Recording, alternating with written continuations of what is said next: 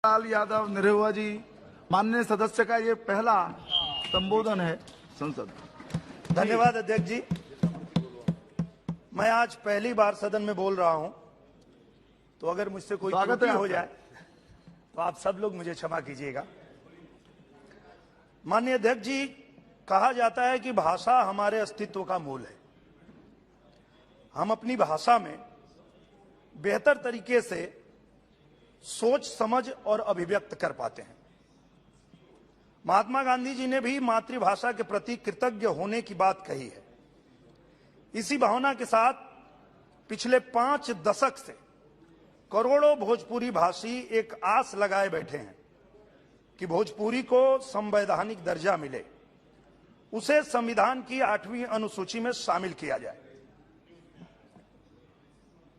लेकिन भोजपुरी का इंतजार खत्म नहीं हो रहा है। कभी तो भाषा के भेद का पाठ पढ़ाकर, तो कभी नियमों की अस्पष्टता का हवाला देकर भोजपुरी भाषियों की मांग पूरी नहीं होने दी गई।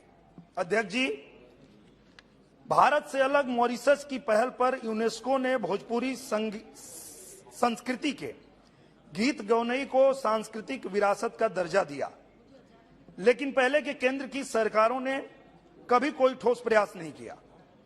मोदी जी की सरकार ने सकारात्मक पहल करते हुए केंद्रीय संस्कृति मंत्रालय ने भोजपुरी फिल्म समारोह का आयोजन किया, जिसके लिए मोदी सरकार जी का करोड़ों भोजपुरी भाषी हृदय से धन्यवाद करते हैं। सभी जानते हैं कि भोजपुरी भाषा की यह लड़ाई 1967 से जारी है। 1960 में पहली बार इसके लिए बिल लाया गया। तब से अब तक संसद में इसे लेकर 18 प्राइवेट मेंबर बिल भी आ चुके हैं। कई आंदोलन भी हुए। 16 देशों में बोली जाने वाली भाषा, जिसकी जड़ें लगभग 1000 साल पुरानी है, जिसको भारत से बाहर कई देश स्वीकार कर चुके हैं, जिसको यूनेस्को सम्मान दे रहा है, क्या इस भाषा को अपने देश में संवैधानिक दर्जा का हक नहीं है? अध्यक्ष जी,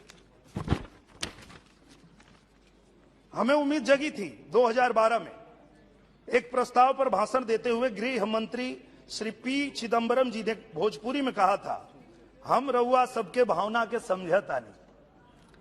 हम मानसून सेशन में भोजपुरी को मान्यता देने के लिए बिल लाएंगे, लेकिन तत्कालीन सरकार ने हमारी उम्मीदों पर पानी फेर दिया। अध्यक्ष जी, तत्कालीन गृह मंत्री ने सदन में आश्वासन देकर अपने बात से पीछे हट गए और भोजपुरी के सम्मान के लिए उन्होंने कुछ नहीं किया।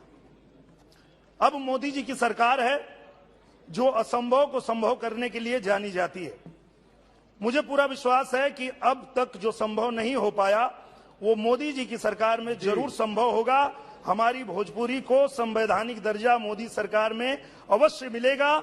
माननीय अध्यक्ष जी, हमें पूरा भरोसा है कि सदन मेरी बातों को गंभीरता से विचार करेगा। आपने मुझे इतना समय दिया और सम्मानित सदस्य साथियों ने सुना, इसके लिए मैं सभी का बहुत बहुत आभार व्यक्त करता हूं। जय भारत, जय भोजपुरी।